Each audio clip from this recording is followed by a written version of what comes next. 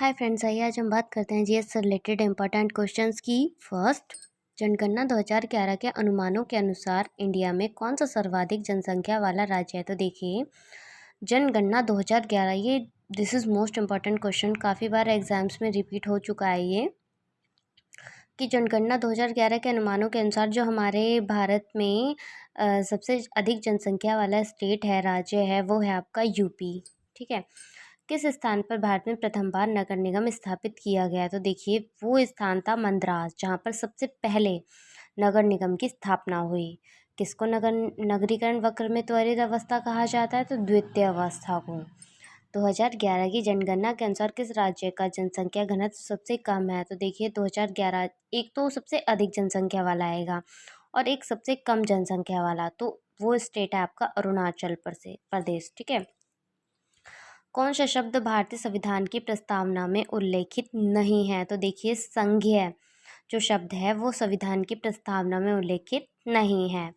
कौन सा मौलिक कर्तव्य नहीं है? तो हमारा जो आम चुनाव में मतदान है वो मौलिक कर्तव्य नहीं है, क्योंकि ये तो हमारा फंडामेंटल राइट्स है ना, मौलिक अधिकार है। हमें वोट देने का जो अधिकार है हमारा, हम देश के नागरिक हैं, तो वो मौलिक कर्तव्य नहीं कहेंगे, हम उसे फंडामेंटल राइट यानी मौलिक अधिकार कहेंगे। किस व्यक्ति ने मूल अधिकारों को हमारे लोगों के लिए एक प्रतिज्ञा व सभ्य विश्व के साथ किया गया समझौता कहा? तो डॉक्टर एस राधाकृष्णन। कौन से इंडियन कॉन्स्टिट्यूशन का आर्टिकल आकस्मिकता निधि से रिलेटेड है? तो आर्टिकल 267 एंड 266।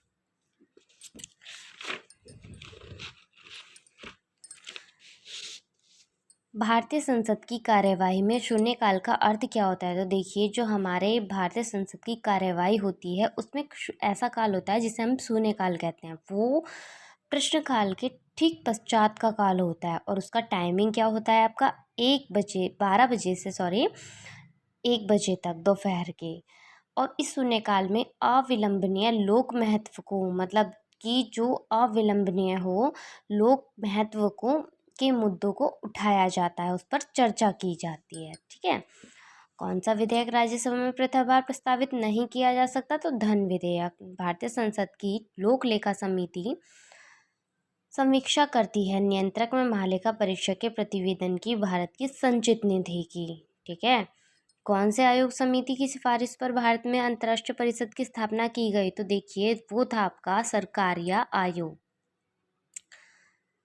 राज्य लोक सेवा आयोग को हटाया जा सकता है तो उच्चतम न्यायालय की जांच के पश्चात राष्ट्रपति के द्वारा उसको हटाया जा सकता है। This is last. भारत में वित्त आयोग का प्राथमिक कर्तव्य क्या है? तो सबसे प्राथमिक कर्तव्य है संघ व राज्यों के मध्य कर राजस्व के वितरण हेतु सिफारिशें देना। चलिए, थैंक्स।